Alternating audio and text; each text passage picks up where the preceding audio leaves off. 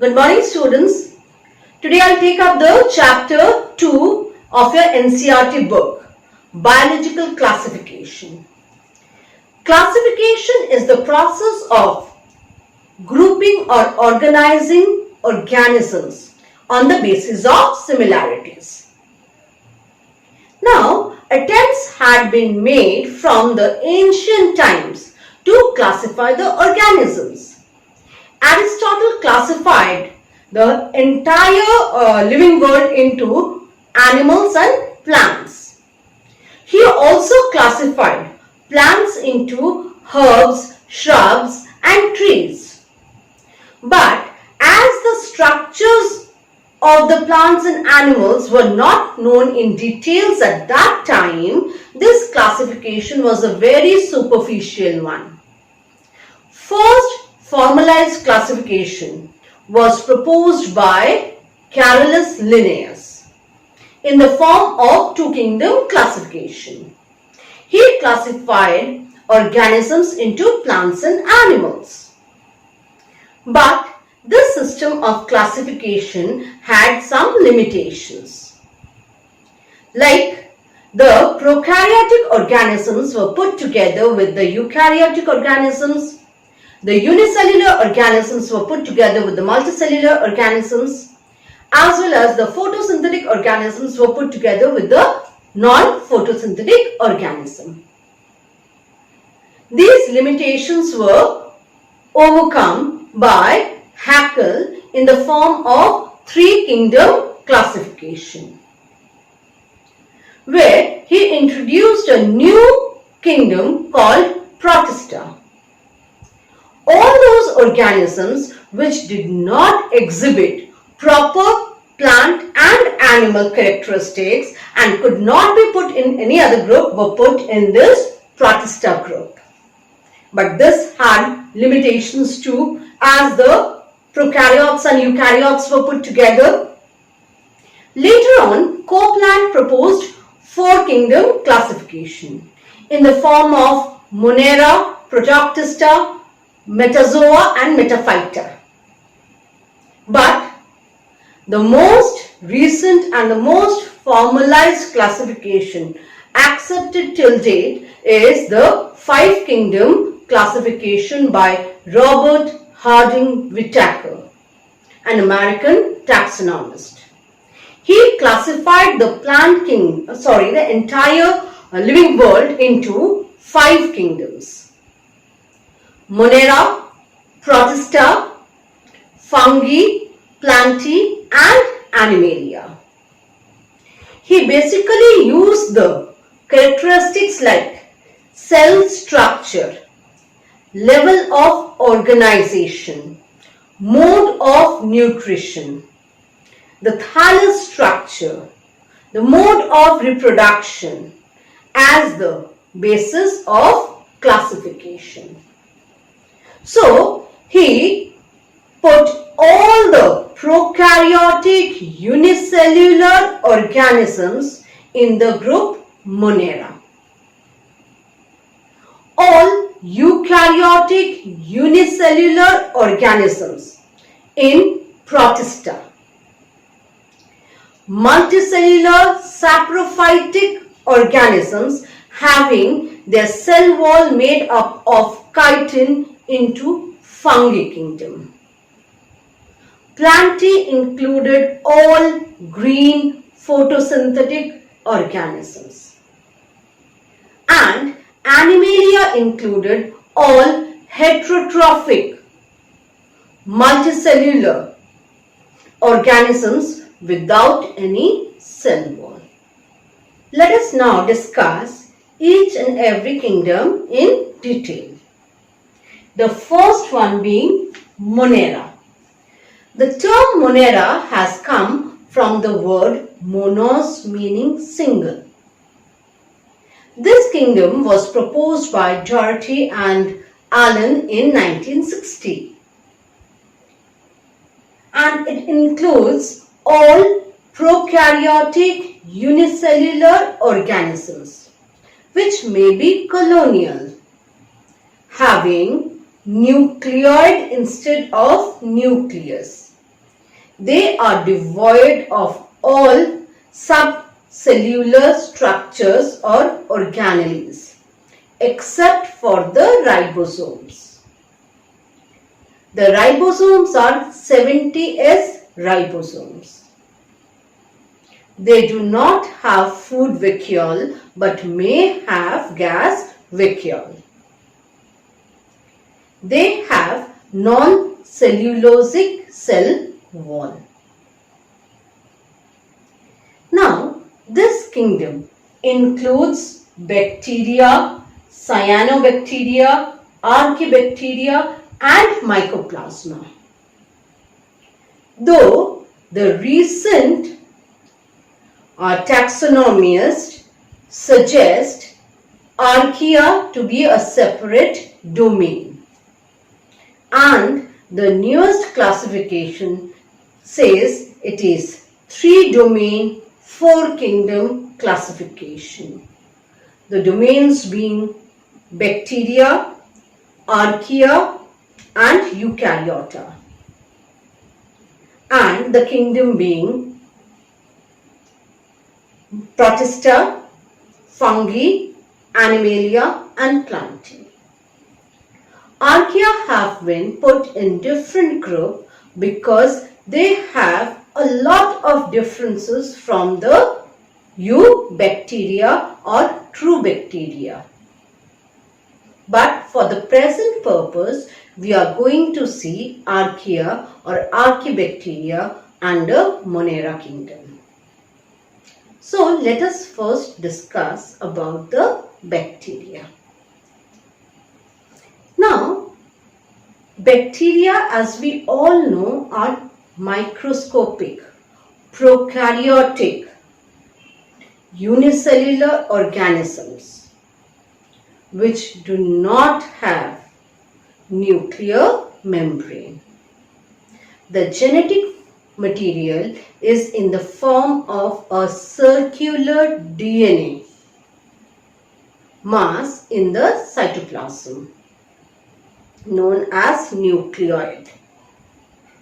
They do not have any cell organelles like mitochondria, plastids, endoplasmic reticulum, Golgi bodies, etc.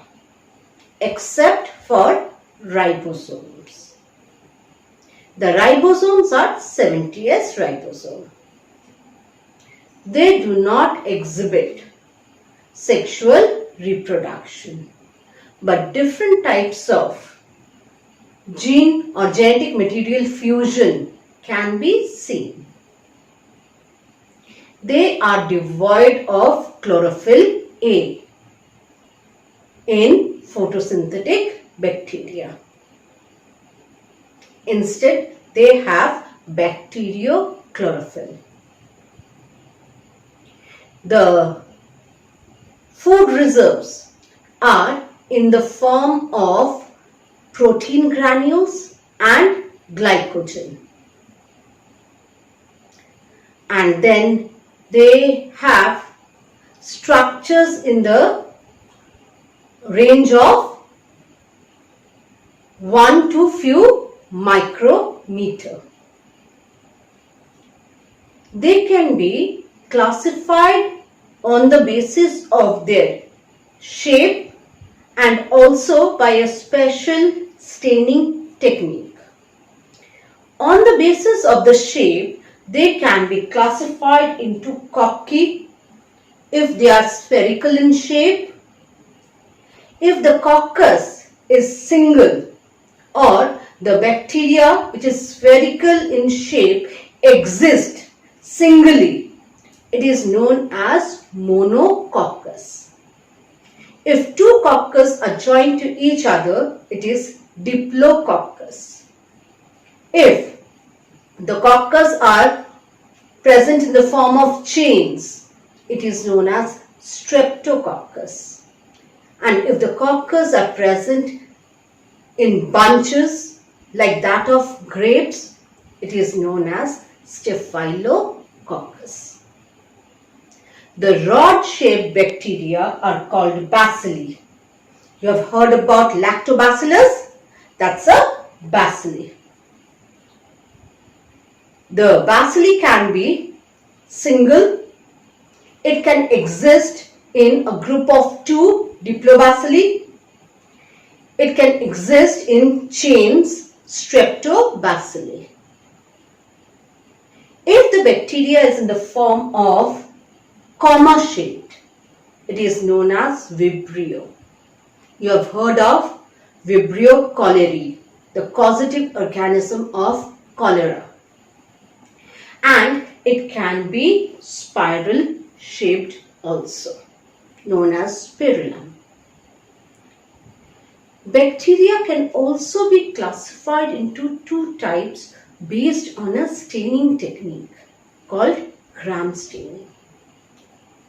Sir Hans Christian Gram invented this staining technique where all the bacteria can be classified into 2 major groups: Gram-positive bacteria and Gram-negative bacteria. The Gram-positive bacteria retain the color of the primary stain, that is crystal violet. And Gram-negative bacteria, they lose the color of the primary stain and are colored by the secondary stain, that is safranin. The technique is very simple. So Christian Gram took a smear of bacteria, stained it with crystal violet, an alkaline solution of crystal violet. He used 0.5% iodine as mordant, washed off the smear with acetone alcohol mixture and counterstained with safranin. The bacteria which retained the crystal violet stain were called Gram-positive bacteria, and those who lost the primary stain, crystal violet, they were the Gram-negative bacteria. Now, these bacteria, they show diverse type of metabolic processes. They can be autotrophic, they can be heterotrophic. In autotrophic bacteria, they can be photosynthetic, they can be chemosynthetic, but they are non-oxygenic. That means they do not liberate oxygen. They use compounds like hydrogen sulfide as the hydrogen or proton donor. They essentially reproduce by asexual reproduction, mainly by fission.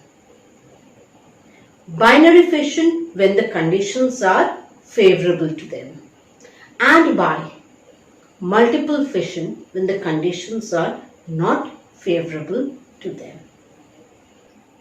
The next are the cyanobacteria, formerly known as blue-green algae.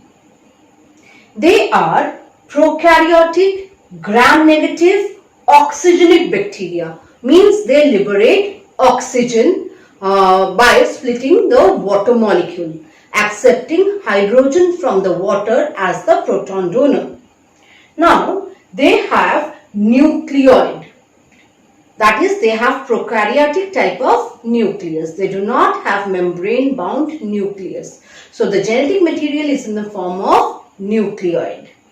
The cell wall is 3 to 4 layer thick, and the food reserves are in the form of cyanophycean starch. Now, they have a mucilage covering if present in multicellular chains, and they do not have cilia or flagella. They contain chlorophyll A as the photosynthetic pigment. And some of the cyanobacterial cells, when present in chains, are devoid of the mucilage covering. They are pale colored in large cells, and they have a reducing environment in them. these cells can bring about nitrogen fixation. That is, they can trap the atmospheric nitrogen and convert it in the form of nitrates and nitrites. Example, nostoc and anabina.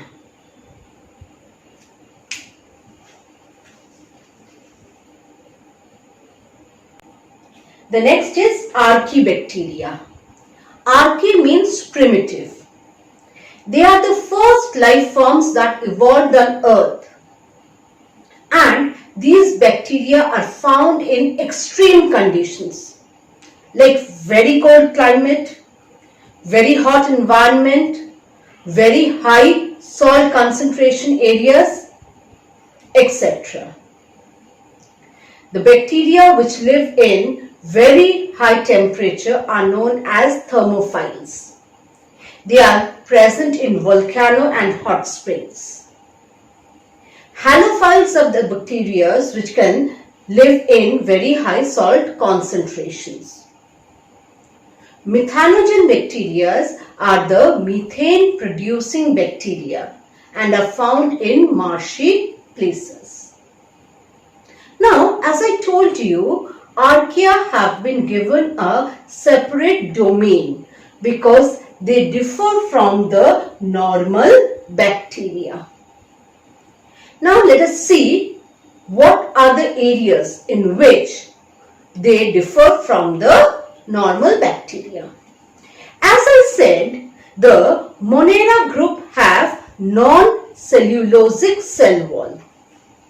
The cell wall of the eubacteria mainly consists of murine or peptidoglycan with some aminated sugar like N-acetylglucosamine and N-acetylmuramic acid. But this peptidoglycan or murine is absent in the archaebacteria. Some of them do have pseudomurine. Secondly, the lipid monolayer is present in archaebacteria instead of the lipid bilayer as present in the eubacteria. Third, they have fatty acid attached to the glycerol by ether bond. But in eubacteria, the fatty acids are attached to the glycerol by ester bonds.